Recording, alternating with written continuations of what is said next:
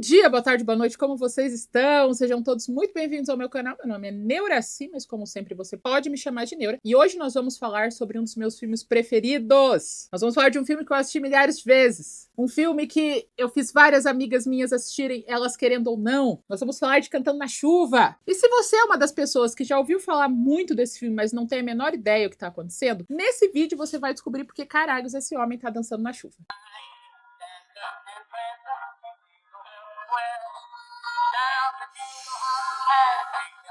Hoje é dia de musical, vamos falar sobre musical, mais um filme que eu me obriguei a assistir numa das milhares de vezes que eu tentei completar a lista dos 100 filmes musicais mais bem ranqueados do Rotten Tomatoes. Dessa vez eu coloquei a lista pra vocês na descrição, se vocês quiserem ver quantos vocês já assistiram e me contar nos comentários. Eu acho que eu assisti uns 40 filmes, assim, da lista. Vamos ver se um dia eu consigo fechar os 100. Mas Cantando na Chuva, ele é especial por vários motivos diferentes, sobretudo porque não era pra esse filme ser bom. Não era pra ele dar certo. Esse filme só existe porque um produtor da MGM queria usar várias músicas de um mesmo compositor, que também era contratado da MGM, pra fazer um filme. Só que todas essas músicas, quase todas, menos duas, elas não são inéditas. Elas já foram usadas em vários outros filmes. Então, é um musical de música repetida. Já começa aí. Segundo, eles fizeram a história em volta das músicas. Só que não é que nem Mamma Mia, que eles pegaram a letra e a letra orna com o filme. Não. Os números musicais, mais ou menos, às vezes, ornam o que está acontecendo na história.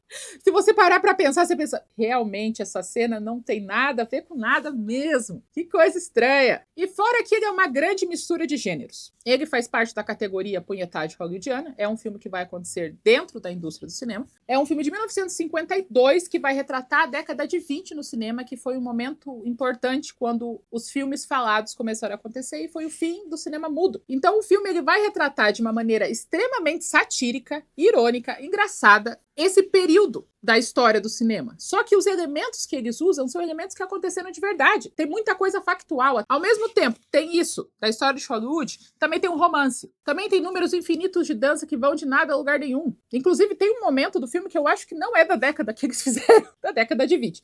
Mas tá, é um monte de coisa junta. E fora que ele não fez aquele senhor sucesso quando foi lançado. Por ser um filme de punhetagem hollywoodiana, a indústria de Hollywood abraçou muito o filme. Ele foi indicado em categorias mais técnicas e tal, mas no cinema ele vendeu, mas ele não foi tipo um sucesso. O que ganhou o caráter dele de clássico foi as reprises. Ele foi passado e repassado, e muitas vezes passado na televisão a ponto das pessoas gostarem. E a coisa mais legal é que esse é um filme clássico, cult, com um apelo popular. Você vai sair desse filme, que está em todas as listas de filmes que você precisa assistir antes de morrer, você não vai sair desgraçado da cabeça. Você não vai sair deprimido com a condição humana. Você não vai ter que acabar o filme e abrir o Wikipédia para tentar entender o que aconteceu no final do filme. É um filme feliz. Você sai com esperança, você sai otimista. Ele é a junção perfeita, ele é o grande divergente dos filmes. Porque é um filme cult, mas você assiste, é um filme pipoca, sessão da tarde. E o filme começa com os três protagonistas, a Cat, o Connor e o Dom, cantando e dançando na chuva, a música Cantando na Chuva. E eles estão numa chuvona e é a abertura dos créditos que aparece nos guarda-chuvas dele, o nome dos atores principais. Logo depois disso tem o lançamento de um filme. Tem um tapete vermelho, tem os atores todos super excêntricos entrando, que já é uma coisa que eles pegaram de Hollywood também, o fato dos atores terem personalidades muito características, muito marcadas dentro do tapete vermelho. Chega o Connor, que ele é... E depois chega a Lana e o Dom. Lana Lamont e Don Lockwood, que são os grandes personagens principais do filme de romance que eles vão estrear naquele dia. E os dois chegam um enganchadinho no outro, assim. Eles vão para a área de entrevistas, que está sendo transmitido pelo rádio, tudo. E a entrevistadora pergunta para ele quando que vai sair o casamento dele com a Lana. E ele desmente. Ele fala, não, nós somos bons amigos, nós não temos nada, nós atuamos em peças juntos, mas só que assim. Isso acontece agora também, só que antigamente era muito mais fácil de acontecer. Eles controlavam a personalidade da vida real dos atores da mesma maneira como eles controlavam os personagens nos filmes. E isso funcionava muito melhor, por quê? Porque não tinha Instagram, não tinha internet, não tinha TV. Tinha TV, mas não do jeito que nós temos agora, né? Tudo que era falado era na revista, era no rádio, e as informações vinham diretamente dos estúdios. E os estúdios inventavam absurdos. Eles faziam coisas que agora não seria tão fácil de fazer, como, por exemplo, mudar a etnia de uma atriz. A Rita Hayworth, ela tem todas as características mexicanas. eles tiraram essas características e lançaram ela como uma atriz quase exótica, sabe? Eles pegavam vários casais, várias pessoas gays sendo obrigados a casarem com o sexo oposto. Tem história de atrizes famosas desaparecendo para descansar por 9 meses e voltando e depois adotando o próprio filho na frente de todo mundo. Existiam milhares de casais de aparência, sobretudo quando era para lançar um filme. Eles deixavam muito explícito a ideia de que o casal que está atuando no filme também se apaixonou na vida real.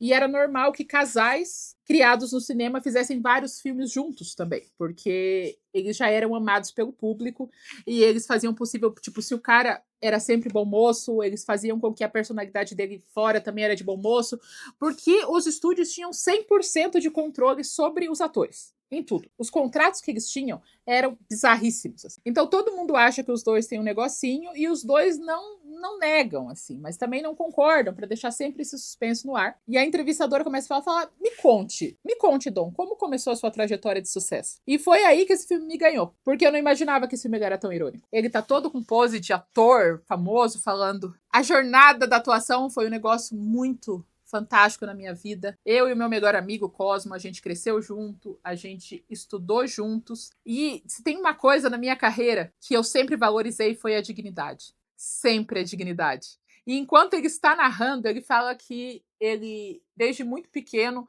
estudava nas melhores escolas de dança que os pais deles colocavam. Só que na tela aparece ele com 6 anos de idade sapateando num bar.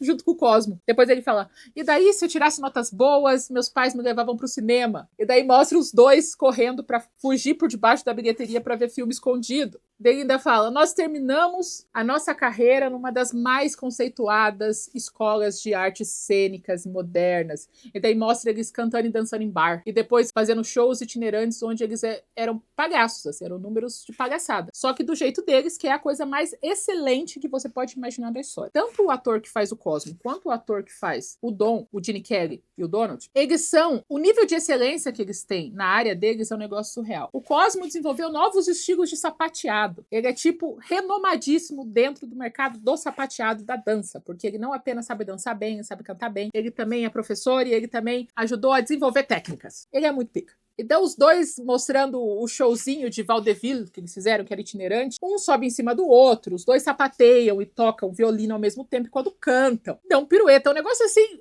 fora da realidade. E daí ele continua falando que eles, depois de fazer muito sucesso, aprenderam o máximo nas escolas mais sérias de artes do mundo, eles resolveram ir para Hollywood, onde eles começaram uma carreira de sucesso na atuação. Mas na verdade não, eles trabalhavam como músicos de set. Por quê? Porque os filmes mudos, eles têm um ritmo, e os atores precisam saber esse ritmo. Então eles focavam as músicas para os atores saberem os ritmos para fazer os movimentos. Uma hora mais um dublê morre, e o Dom fala, eu consigo fazer o que o dublê tá fazendo. E ele termina a cena e não morre, não fica doente, não vai pro hospital. E eles decidem colocar o Dom em todas as piores cenas de ação da história. Ele vai explodir dentro de avião, ele vai cair de penhasco, e ele sempre sobrevive, então ele sempre tem novos papéis. E enquanto isso, o Cosmo segue na vida de músico por trás das câmeras. É nesses sets que ele conhece a Lina. A Lina esnoba ele loucamente enquanto ele é só um dublê. Mas depois que ele é chamado para ser o ator principal, ela tenta dar em cima dele, ele não aceita, e os dois se odeiam. Eles se odeiam com toda a sinceridade e propriedade do mundo. Na verdade, o Dom odeia muito mais a Lina do que a Lina odeia o Dom. A Lina, ela vive meio que no universo paralelo dela. Eles saem da premiere do filme. A Lina começa a conversar com o Dom e falar que eles são noivos. E ele olha pra ela e fala, Lina, você tá lendo aquelas revistas de fofoca de novo? Você sabe que aquilo é mentira. E daí ele fala uma frase de fora que meu sonho de princesa é conseguir usar ela na vida real. Que ela fala, mas você sabe que existe alguma coisa entre nós? E ele olha pra ela e fala, Lina, a única coisa que existe entre nós é o oxigênio. Cada boa. Nunca existiu nada entre a gente. E nunca vai existir. A única coisa que existe entre a gente é o ar. Maravilhoso. E as piadas desse filme também são muito rápidas, assim, sabe? Você vai assistindo, você vai... Hã? Foi uma piada?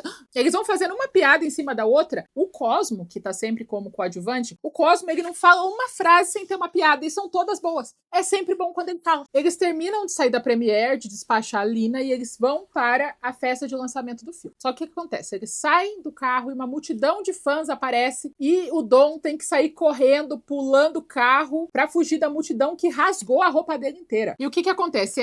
O Dom acaba caindo no carro da Cat. A Cat, se vocês não sabem quem é ela é a mãe da Leia do Star Wars. Sim, Debbie Reynolds. Ela é a mãe da Leia. E ela tem 19 anos nesse filme. 19. Sabe quantos anos tem o Gene Kelly? 39. 39. Ela ficou profundamente traumatizada gravando esse filme. Profundamente. Ela escreveu isso na biografia dela. E quando ele entra no carro, ela, no começo é educada e tal, mas daí ela vê que ele tá dando em cima dela, e daí ela olha pra ele tipo, você acha que é assim? Não é assim, não. E daí ela começa a zoar com a cara dele, falando que ela não sabe quem ele é. Ele explica, daí ela fala, você é daquele cinema mudo, né? Não gosto desse tipo de cinema, ele é muito pastelão, você viu um, você viu todos. É só um monte de ator fazendo mímica, isso não é atuação. Ele fala, o que é atuar então dela? Atuar está no teatro, onde as pessoas têm que falar, gesticular na frente do público. Eu sou uma atriz de teatro. E daí ele fica com o ego doidíssimo, assim, queimado. E ela continua acabando com a vida dele, com a carreira dele, até deixar ele na porta da festa de lançamento do filme. O que os dois não sabem é que os dois estão indo exatamente pro mesmo evento. Dom chega, tá todo mundo feliz, faceiro, comemorando, celebrando. E a gente vê a voz da Lina. A Lina tem uma voz fininha, irritante. Ela é irritante como personagem, mas a voz dela é muito fininha. E isso foi um dos problemas que Hollywood teve que enfrentar com o advento do filme falado. É que tinham vários personagens que eles eram machões, fortões, porque eles não falavam. Mas quando eles falavam, a voz deles não juntava com a personalidade que o estúdio criou. Mesma coisa a Lina. A Lina era pra ser sensual, misteriosa. Só que a voz dela não faz por merecer. E eles param um pouco a festa de lançamento para mostrar uma gravação. E é interessante essa gravação porque é um texto muito simples. É o criador do cinema falado, numa película, falando: Oi, eu estou falando nesse filme. Você percebe como a minha voz está saindo perfeitamente sincronizada com o vídeo? Isso não é um truque. Esse filme tem áudio. E todo mundo fica, meu Deus, bruxaria, alguém tá falando atrás, não faz sentido, como assim? E todo mundo que tá nessa inauguração começa a zoar com a ideia do filme falado. Eles falam, nossa, ninguém vai querer assistir um filme falado. O cinema é mudo. Você é louco, o cinema é mudo. Não vai acontecer isso. E daí ainda zoam com uma outra produtora que tá fazendo um filme chamado The Jazz Singer, que é o cantor de jazz, que é o primeiro filme falado da história do cinema. Isso aconteceu de verdade, o Jazz Singer. Como eu falei, eles vão misturando vários eventos, inclusive até os personagens desse filme, eles são baseados em pessoas reais de Hollywood. Eles tiveram uma influência muito forte em como eles foram criados. Todos riem da cara do filme falado e chega um grupo de vedetes cantando e celebrando o lançamento do filme. Quem é uma das vedetes? A Cat. Quando o Dom vê ela dançando de vedete, ele fica doido. E ele começa a perseguir ela pra zoar com a cara dela. E ela não pode porque ela tá trabalhando. E é uma musiquinha linda, coreografia maravilhosa. Elas são tão bonitinhas, dançando, todas melindrosas. Porém, também não tem nada a ver com nada. Aquela música não vai ter ligação com nada. Elas estão fazendo uma apresentação musical no filme. Enfim, elas terminam de se apresentar. E ele continua perseguindo ela pra zoar com a cara dela. E daí ela, que não abaixa a cabeça, tenta jogar um bolo na cara dele. Mas ela acaba acertando a Lina. E a Lina faz ela ser demitida. E pelo fato da Cat não dar moral pra ele, falar que ele não é um ator de verdade, tentar jogar um bolo na cara dele, não aceitar o flerte, ele obviamente vai seguir a tradição cinematográfica de ficar apaixonado pela mulher que menos tem interesse nele na história. E por falar em interesses, você um dia já acordou pensando, nossa, eu queria tanto uma maneira de expressar a minha frustração enquanto criança crente, talvez em formato de caneca ou eco bag? Se você já teve esse problema, eu tenho a solução para você. Eu apresento a nossa caneca do GAAC, Grupo de Apoio à Criança Crente. Nós temos caneca, nós temos padroeira. Eu vou colocar maior aqui para vocês, nós temos ecobag. Então, se você é uma criança crente e quer participar do nosso grupo de apoio de crianças crentes, nós temos a caneca certa para você. Estamos aqui para ajudar e não para julgar. O link para comprar a canequinha tá na descrição. mapenca.com/neuraverso da nossa lojinha! Yeah! Vou começar todos os vídeos, agora vai ter uma caneca do Neuraverso para eu gerar curiosidade. 3 semanas se passam depois desse evento e o Dom segue obcecado pela Cat. E ele vai conversar com um amigo dele no cinema e essa cena é muito legal. Por quê? Porque eles vão conversar nos estúdios de gravação e eles vão caminhando e conversando. E atrás você vai ver vários tipos de filme acontecendo um do ladinho do outro como realmente acontecia, porque tudo era feito em estúdio. Então o primeiro filme é um de perseguição, o outro filme é um filme de meio racista sobre a África. Daí tem um terceiro filme que é um musical. Então eles vão andando e você vai vendo as produções acontecendo atrás, super legal. E o que eles estão conversando? O filme O Cantor de Jazz foi um sucesso estrondoso. Todo mundo está apaixonado pela ideia dos talkies, que são os filmes falados. E o Dom tá meio pensativo porque ele acha que ele vai se perder no meio da tecnologia. Tipo, ele é um ator do passado, ele é um ator do cinema mudo, e ele tá se sentindo mal. E nessa hora vem a música do Make and Laugh, que é única e exclusivamente pro Connor mostrar o quão foda ele é. Ele é sensacional. E a música é basicamente faça eles rirem. O filme não precisa ser bom, o filme não precisa ser poético, o filme não precisa ser profundo, você só precisa que eles saiam felizes do final do filme. E ele faz isso enquanto ele faz várias palhaçadas. Ele dá um mortal na parede 2, 3 vezes, ele cai no chão, levanta, cai no chão, levanta. Ele é levado por uma madeira. É maravilhoso. E tudo que ele fez muitas vezes. Ele ficou tão exausto fazendo essa sequência que ele teve que ficar 3 dias de cama, porque ele não conseguia mexer os músculos. Machucou as costas dele várias vezes, e ele falou que ele passou o dia inteiro gravando essa mesma cena. No outro dia, ele não conseguiu levantar da cama, ele ficou 3 dias de cama, e quando ele chegou no estúdio de volta, ele descobriu que aquela gravação deu errado, e eles tiveram que gravar de novo.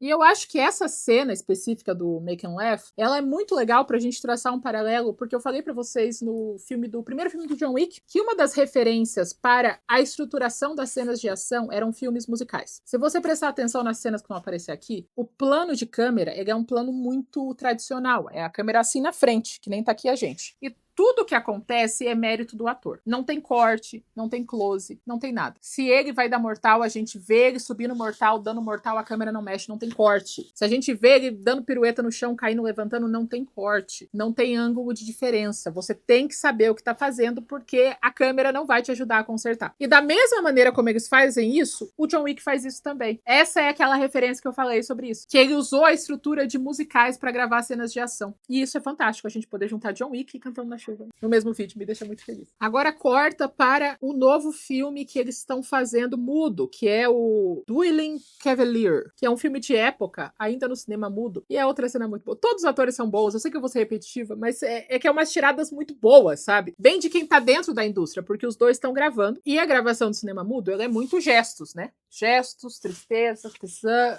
encosta, sorri, faz assim, ele é muito exagerado pra poder equilibrar com a falta de não ter voz. E daí ela fala na gravação, enquanto os dois estão atuando em romance, que foi ela que fez a Cat ser demitida. Então você vê os dois falando com o outro, ele beijando a mão dela e ele falando, sua víbora desgraçada. E ela, eu sou muito melhor que você. E só que os dois estão fazendo assim, sorrindo, sabe? E se beijando e se encontrando. E daí ele fala, o meu amor pela Cat não é metade do ódio que eu sinto por você.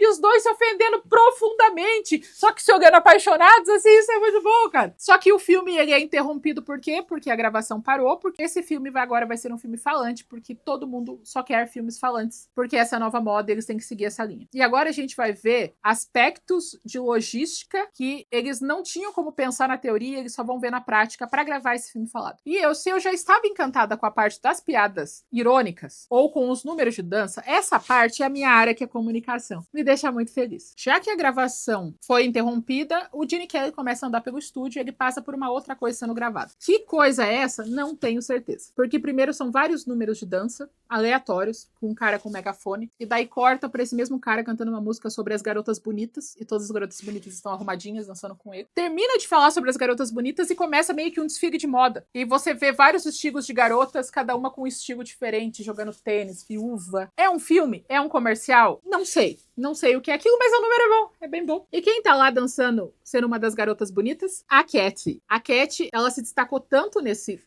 espaço, nesse número, que ela vai ser chamada pra atuar em outro filme. Só que quando ela recebe essa notícia, o Dom tá atrás dela e ela é sincera na hora. Fala, olha, eu sou a mulher que jogou bolo na cabeça da Lina, muito obrigada por pensar em mim, e ela vai embora. Só que o Dom tá com peso na consciência e ele consegue convencer o produtor da MGM a contratar a Cat de qualquer maneira. E daí, ele vai atrás dela e a Cat é nossa mãe. Cat fez o que todas nós fanfiqueiras de pessoas famosas fizeram. Ela mentiu que não entendia nada sobre ele pra ele ficar com o ego ferido e se interessar por ela porque ela não é como as outras garotas. Eles estão conversando e ela acaba soltando que ela compra 5 ou 6 revistas de fofoca por mês e que ela viu todos os filmes que o Dom já participou. E que ela gosta muito dele. Só que ela fez o quê? Ela fez aquilo que a gente sonha. Aquela de ir no show do One Direction, dos Backstreet Boys, sentar na frente e ler um livro pra ele perceber que você não se importa. Então, ela fez isso. E deu certo, porque ele tá apaixonado por ela. E daí ele começa a se declarar pra ela, porque faz 3 semanas que ele só pensa nela, e ele olha pra ela e fala, esse cenário não tá correto. Ele leva ela pra um estúdio gigantesco, ele começa a ligar as luzes e meio que ditar a cena, ele coloca ela em cima de uma escada e coloca um ventilador enorme, então ela está ao vento, ele acende umas luzes de pôr do sol assim e fala, agora você é uma mulher no pôr do sol, na sacada, esperando o amor chegar, e ela tá numa escada assim, e ele começa a cantar pra ela falando que ela é o amuleto da sorte dele. E agora os dois são um item. E os dois sorriem, se beijam e nem parece que o Gene Kelly foi um satanás de asa na cabeça dessa menina. Ela não tinha experiência com dança, ela era ginasta. E o Gene Kelly tinha 30 e poucos anos de carreira, né? E ele esperava que ela fizesse exatamente o que ele já sabia fazer. E quando ela não fazia, ele fazia bullying com ela. Ele fez da vida dela um inferno esse filme inteiro. Ela morava muito longe, então às vezes ela posava no estúdio para poder aparecer na gravação. E se ele visse ela dormindo, ele acordava ela para ensaiar. Teve várias horas que ela tinha que se esconder embaixo do piano para dormir ou para chorar, pro Gene Kelly não ver, senão ele ia perseguir ela de novo. Ele mesmo depois assumiu que ele não foi uma boa pessoa para ela. Na verdade, ele não foi uma boa pessoa com ninguém. Primeiro porque ele já era entojadinho, né? Ele já era chato. Segundo que ele queria sair do contrato da MGM, então ele decidiu tratar todo mundo mal pra MGM entender que ele é um ator controverso, um ator problemático e quebrar o contrato com ela. E deu certo, ele conseguiu sair do contrato. Mas ele levou a sanidade de todo mundo com ele. Pra você ter uma ideia, o produtor falso da MGM, ele tava com câncer de pulmão. Ele morreu no final daquele ano. Ele estava atuando pela graça divina e ele era perseguido igual pelo Gene Kelly. O que o Gene Kelly tem de talento, ele tem de pau no cozice. Próxima cena. Vocês viram como esse filme ele não tem ligação entre si? As cenas, elas não se... Sério, como que esse filme é tão bom? Ele é tipo uma falha na Matrix, eu não consigo compreender ele. Mas a próxima cena é uma aula de oratória, para eles aprenderem a pronunciar as palavras corretamente para poder gravar os filmes falados. E essa cena serve primeiramente para zoar a Kalina, que tem uma pronúncia impossível e ela não consegue mudar o jeito que ela fala. E para que os atores principais façam mais um número foda de sapateado. Foda! Que a música é um trava-língua, que é do Moses. Moses supposes, a Moses, but Moses supposes erroneously. Enfim, e eles estão zoando com o professor de oratória com o trava-língua que o professor deu. E eles sapateiam de 6 ou 7 estilos diferentes e eles sobem na mesa, eles descem no chão. É muito fascinante a qualidade e eles fazem isso sorrindo. Os dois já estavam tudo fodido das costas, tudo ferrado do joelho, porque eles já estavam atuando há um tempo e eles estão humilhando todo mundo. Tipo, não existe a opção falta de qualidade. Eles não têm muletas visuais, não tem CGI, não tem dublê. Eles têm que saber tudo ou têm que saber tudo. E é maravilhoso. É por isso que eu não gosto tanto de falar de musical, porque eu queria muito que a gente ouvisse as músicas juntos e eu mostrasse, mas eu não posso, senão eu sou desmonetizada. E eu acho que talvez até bloqueada, porque agora o YouTube tá com essa putaria. Eles terminam um momento de aula de pronúncia e começa pra mim a parte mais legal do filme. De novo, esse filme vai me ganhando no caos dele. E é hora da gravação falada. E assistindo esse filme para fazer o vídeo pra vocês, eu percebi que boa parte na verdade, todos os problemas que eles passaram na gravação do filme, que é pra ser de 1925, eu vivi nesse estúdio aqui. Porque assim, eu sou fotógrafa, eu resolvo luz, eu resolvo enquadramento, eu aprendo essas coisas. Áudio nunca foi minha pira. A curva de aprendizado pra gente ter um áudio ok nesse canal segue sendo aprendida até agora. Porque o tanto de cagada que eu fiz, o pior é que eu fiz todas essas cagadas. Como é que pode? Eu fiquei, gente do céu, como é que eu posso zoar esse filme? Primeira coisa, onde enfiar o microfone? Porque não era um microfonezinho de lapela, era um microfonão. E os atores tinham que lembrar que eles tinham que falar pro microfone. Só que era um microfone direcional. Então tinha que ser exatamente naquele ângulo pra pegar o microfone. E como os atores do cinema mudo, eles são muito gesticulares, toda vez que a pessoa fazia assim, o áudio ficava menor, que é o que tá acontecendo aqui também, ficava menor. Então ela começava a falar, não dava pra ouvir. Não dava pra ouvir? Não dava pra ouvir.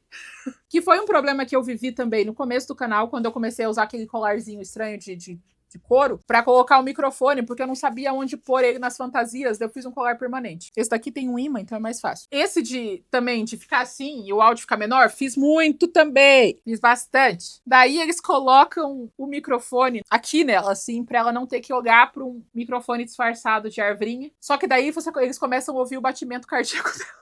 Eles tiram o microfone e colocam aqui. E daí toda vez que os dois conversam muito perto, a voz fica estourada e fica muito alta. E eu tenho isso também. Tem vídeos que eu deixei o microfone muito perto, muito alto, ficou muito estourado. E fora que o mais interessante de todos é a ideia de como você reenquadra a sua atuação para uma nova mídia. Toda a estrutura do cinema mudo foi baseado em exageros para equivaler à falta de fala. Então eles estão extremamente treinados a fazer posições cartunescas. Então é triste. Então é feliz? Triste. apaixonado, pensativo. E eles andam dramaticamente porque precisa desse exagero. E agora eles têm as palavras e eles vão ter que colocar mais nuances nas palavras. Porque agora as histórias podem ser mais complicadas. Eles não apenas têm que aprender a falar enquanto gesticulam, eles também precisam aprender a entonar a voz com sentimentos diferentes. Fora que os roteiristas desse filme específico falso, eles nunca fizeram roteiro antes. Então, as frases não funcionam como diálogo, que é um problema que eu acho que muitos de vocês podem passar, e é uma dica que eu dou pra vocês. A nossa cabeça não funciona no horário do relógio. Tudo acontece de uma maneira muito mais rápida ou muito mais devagar e você não percebe. Então, se você escreve alguma coisa, se você lê só na sua cabeça, você não vai ter noção de como é falar para a câmera. Porque existem palavras que demoram mais e você não vai levar isso em consideração na sua cabeça. Às vezes, quando a palavra é muito comprida, seu cérebro até pula. Metade da palavra você entende e segue firme. Você não vai poder fazer isso falando. Então, ele começa a falar um roteiro que é extremamente mecânico, assim. Eu estava tão distante, eu vim aqui para poder ver-te, minha querida. E daí ela pra mim fala, eu posso fazer o que eu faço sempre, que é falar eu te amo, eu te amo, eu te amo? Ele fala, pode, porque ninguém entende roteiro. Eles fizeram uma sessão de teste para ver se as pessoas gostavam. E tudo isso foi mostrado na prática. O filme começa com ela já coalhando umas pérolas. E você só consegue escutar o barulho das pérolas, porque o microfone tá aqui. E é outra coisa que eu fiz. Tem filme que eu deixei balançando no zíper. E você escuta... Tec, tec, tec, tec, tec. Tem vídeos meus que eu não vou falar pra vocês, porque depois vocês verem se não vão desver, que eu não consigo assistir, porque eu fico só prestando atenção naquela bosta daquele áudio, porque eu não prestei atenção que toda vez que eu já coalhava, o microfone batia em alguma coisa. Eles chegavam muito perto do outro, ficava muito alto, depois ficava muito baixo.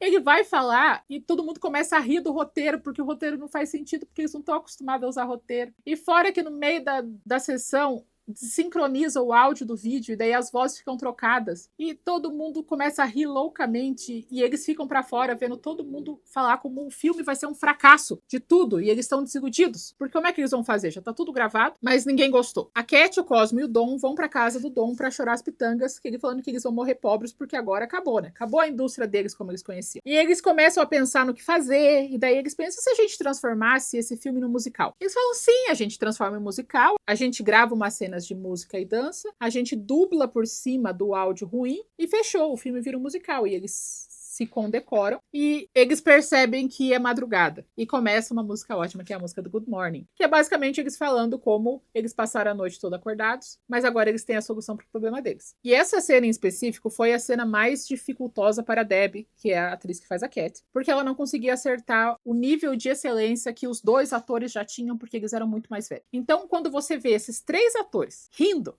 dançando, sapateando, pulando, descendo. A Cat, ela tá com uma poça de sangue no pé dela, porque veias estouraram no pé dela, de tanto que ela teve que sapatear. O Gene Kelly, ele tá gripado com febre de 39 graus, e os três se odeiam. Ninguém tá se falando direito, porque o Gene Kelly acabou com a vida de todo mundo. E você vê a cena, eles parecem as pessoas mais amáveis, amigas, irmãs de tudo, mas não, eles, toda vez que pausava a gravação, a Debbie Reynolds ia chorar, porque ela tava exausta, e toda vez que ela chegava no set, o Gene Kelly mandava ela limpar o sangue e continuar dançando, sabe? Então a gente fica tipo, eita, que coisa, eles são realmente bons atores e a gente realmente não sabe como funciona Hollywood. Eles terminam esse número e daí eles lembram que tem a Lina, que ela é a tripla ameaça, ela não sabe dançar, ela não sabe cantar e ela não sabe atuar. E eles têm a ideia de usar a voz da Cat pra dublar esse filme específico pro filme sair, e daí depois eles lançam ela como atriz sozinha, sem ser a voz de alguém. Eles terminam de ter essa ideia e começa a cena mais famosa do filme, que ela é excelente, que é cantando na chuva e dançando na chuva, que ele tá tão feliz porque ele está enfim apaixonado de verdade pela Cat, que ele não precisa nem se preocupar com a chuva, porque a chuva faz ele mais feliz. E o número é perfeito, e ele estava extremamente doente nesse filme, mas segundo alguns lugares que eu li, o fato de ele estar doente não deixava ele menos chato, então ele refez muitas vezes a gravação pra ficar do jeito que ele entendia como excelência, e realmente ficou excelente e virou um clássico, e ela é maravilhosa. Porque o Gene Kelly, ele tinha muito disso, de acrescentar inovação cinematográfica aos números de dança dele. Nesse filme, ele tá usando a água pra expandir a qualidade da dança, porque quando sapateia, sai a poça, sabe? Ele tem água caindo, ele pode brincar com guarda-chuva, então ele incluiu uma nova coisa no número de dança. Tem um filme que ele dança junto com uma animação, que é do Tom e Jerry. E ele dança sincronizado com a animação, que é coisa dele. Tem um filme que ele dança com a própria sombra. E ele teve que gravar 2 vezes a cena no mesmo lugar, exatamente no mesmo ritmo, para poder juntar as duas coisas. É outro fator de excelência que ele tem. Ele não se preocupa só em ser fantástico no sapateado, mas ele também faz isso. Incluir aspectos técnicos que fazem a dança ficar mais sensacional ainda. Mais uma coisa interessante sobre o Gene Kelly. É uma coisa tão impensável para o mercado cinematográfico da atualidade. Eu, obviamente, depois que vi Cantando na Chuva, eu fiquei obcecada pelo ator, né? Obviamente, eu assisti um monte de filme dele. Tudo que eu achava pra alocar, eu assistia. E passou um documentário sobre ele na TV Futura. E eu achei sensacional porque existia uma competição entre o Gene Kelly e o Fred Astaire. Porque o Gene Kelly, ele é pequeno, né? Ele é baixinho, ele é atarracadinho. E ele dança, ele sapateia muito próximo do chão. Então, ele era considerado um dançarino chão de fábrica. Ele representava a área mais trabalhista. Ele era o homem comum sapateando. Enquanto o Fred Astaire, ele era considerado um príncipe. Ele dançava, além de sapateado, ele dançava valsas, ele dançava baile, ele estava sempre de smoking. Enquanto o Gene Kelly estava com uma calça aqui, com uma camisa polo. Ele era o sapateado povão, tanto que os personagens eram equivalentes. Ele fazia muito mais papéis cômicos, muito mais papéis de trabalhadores, muito mais papéis de falidos, por causa que o estilo de sapateado dele remetia a uma coisa mais trabalhador braçal. E isso pra mim é tipo, como assim?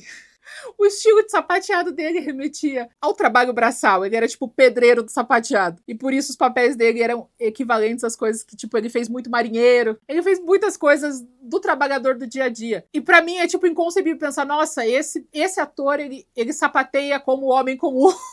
Isso é muito fascinante. Enquanto o Fred Astaire, ele era considerado, tipo, o riquinho, assim. Ele era alta sociedade da dança. E outra coisa interessante, os dois usavam peruca. Eu nunca imaginava isso. Você vê o cabelo do Gene Kelly nesse filme, você nunca disse que é peruca. O que aconteceu com a indústria de Hollywood, que as perucas agora são tudo cagada? Depois que ele canta na chuva, eles vão contar o que vai acontecer para o produtor da MGM. Ele adora a ideia, eles fecham um contrato e começam a regravar as cenas. A gente vê a Lina atuando, a gente vê a Cat gravando e a gente vê os dois se apaixonando cada vez mais e a Lina completamente away da história. Ela não sabe que todas as vezes que ela fala vai sendo dublada. Ela acha que só as músicas estão sendo dubladas. Então ela segue firme na atuação dela, mal sabe ela que ela tá atuando em filme mudo sem saber.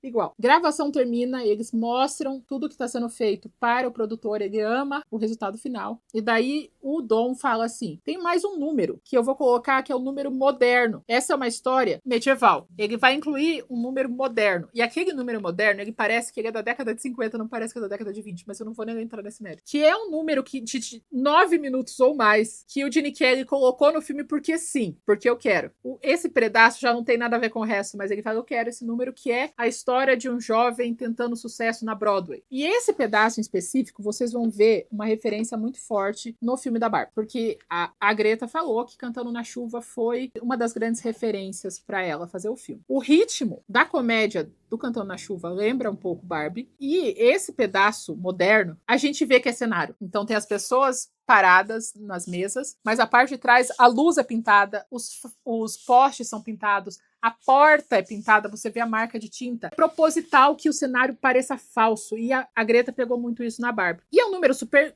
longo, colorido, bonito, que acaba num segundo pedaço, que esse pedaço é a Greta tirou a cena dos Kens brigando, que é uma batalha de dança, você vê que é bem igual. E nesse pedaço específico, o Gene Kelly, ele faz com que a dançarina use um pano gigantesco, 20 metros de pano, que dança ao vento enquanto os dois dançam entre si. Como eu falei, ele é um passinho a mais, né? Ele quer danças excelentes mais um. E é uma dança muito bonita por causa disso, porque o pano tá fazendo o rolê dele, eles estão fazendo o rolê deles, e tudo está funcionando ao mesmo tempo num cenário claramente falso. A Lina recebe uma fofoca e descobre que não é só a voz dela cantando que está sendo substituída, mas toda a voz. Ela entra no estúdio de gravação, ela fica brava porque ela vê o noivo dela beijando a Cat, e ele explica: não, eu que beijei ela, eu tô apaixonado por ela, nós vamos nos casar, esse vai ser o último filme que a gente vai fazer juntos, porque a gente vai colocar o nome da Cat nos créditos finais, e o próximo filme ela vai aparecer na câmera também, não só dublando você. Ela fica muito brava, e ela fala: você acha que eu sou burra? Ela decide dar uma entrevista exclusiva pro jornal, falando sobre como ela vai cantar no filme para que todos achem que é ela mesma. Quando ela chega no estúdio de gravação, ela chega munida de advogado e contrato, falando que no contrato dela, ela tem todo o poder sobre a imagem dela e da divulgação dela. E se eles desmentirem ela no jornal, vai ser uma maneira de denegrir a imagem dela e ela pode processar o estúdio. Então, ela quer agora que todos os filmes no futuro sejam dublados pela Cat e ela vire uma dubladora oficial e não uma atriz de verdade. Chega o lançamento do filme, todos amam muito. Naquele momento, a Cat descobre que ela vai ter que ser dubladora eterna e eles armam uma maneira dela ser exposta. Ela decide, a Lina, que tá toda audaciosa, decide dublar ao vivo. Então eles colocam a Cat atrás e a Lina na frente, ela começa a cantar e o produtor, o Connor, e o Dom abrem a cortina e todos veem que ela tá dublando. O que deixa a Cat humilhada, ela sai correndo chorando, e a Lina também sai. Só que daí o Dom chama ela cantando a música, e daí ele começa a cantar, ela volta, e os dois cantam juntos na frente de todo mundo, e todo mundo é conquistado pelo amor dos dois. E agora os dois são tipo um casal de verdade, um casal de cinema. E o filme acaba assim. Esse filme, ele não tem um fiapo de sentido. Eu percebi isso vendo agora. Isso não faz ele ser menos melhor do que ele é. Esse filme, ele é a exceção de todas as regras. Eu amo filmes de exceções, porque nada era pra funcionar e tudo funciona. Eu contando pra vocês o que acontece, parece, meu Deus, esse filme não tem uma unidade temática, não tem. Ele não era pra fazer sucesso, ele não era pra ser um clássico, mas mesmo assim ele é. E isso é incrível. E eu amo esse filme. Eu continuo amando esse filme. Eu acho que eu vou ficar a semana inteira ouvindo a trilha sonora desse filme, de tanto que me faz feliz ver esse filme. É um filme aconchegante. Ele dá um senso de esperança na vida. Ele te faz nostálgico por um período que você nunca viveu. E vocês, já assistiram Cantando na Chuva? Se vocês já assistiram Cantando na Chuva, me diga por que vocês acham que esse filme é tão excelente. Eu quero saber a opinião de vocês, porque eu tô meio bugada, assim, com essa ideia de a história não existe, as músicas não ornam, mas ele é incrível, ele é maravilhoso, eu tenho zero defeitos pra esse filme. Conta pra mim nos comentários, eu quero saber a opinião de vocês. Se você não assistiu Cantando na Chuva, você vai assistir Cantando na Chuva? Assista. Se você gosta de musical, assista Cantando na Chuva. Se você aceita musicais, assista. Vai ser legal. As piadas são boas. Se você odeia musical, não assista. Se você não gosta de sapateado, então nem chegue perto desse filme. Tem uma coisa que eles fazem, é sapatear na água, na mesa, na chuva, na casinha de sapé. Se você gostou desse vídeo, curta esse vídeo. Se você não é inscrito, mesmo gostando desse vídeo, se inscreve. Não custa nada, tão legal, aperta o botãozinho ali, ó. Se inscreva. Se você tem mais uma amiga, um amigo ou uma amiga que gosta de musicais, me mostra pra ele. Eu acho que eles vão gostar de ouvir falar sobre esse filme. E dá uma olhada na minha descrição, que está cada vez mais cheia de links. Tem o link da nossa amada lojinha, tem o grupo no Telegram, tem o formulário de indicação de filmes, tem o link do top 100 filmes pra você assistir de musicais. E se você quiser ser membro do canal, você pode ser membro do canal. E a gente se vê na próxima semana ou a qualquer momento. Moses supposes the sources are roses, but Moses supposes erroneously. Moses supposes the sources are roses, but Moses supposes the sources to be Moses. Moses.